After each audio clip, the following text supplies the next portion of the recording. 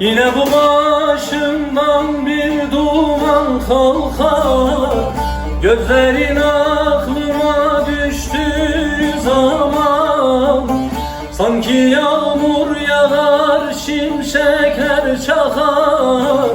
Gözlerin aklıma düştüğü zaman, deli o zaman, gel gör o zaman, hain o zaman.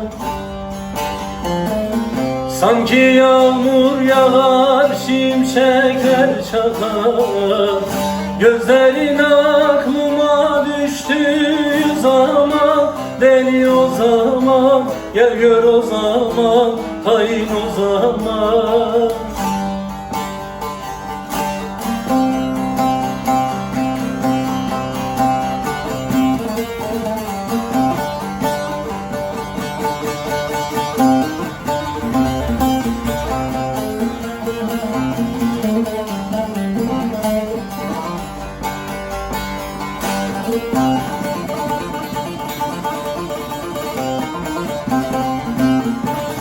Eline kurban.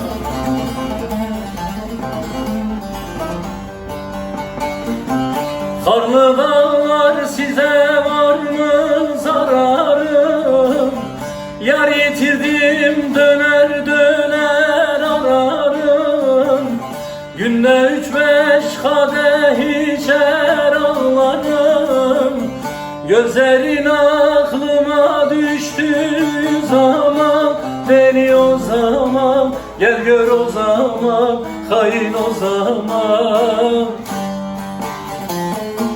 Günde 3-5 kadeh içer ağlarım. Gözlerin aklıma düştüğü zaman, deli o zaman, gel gör o zaman, hain o zaman, o zaman.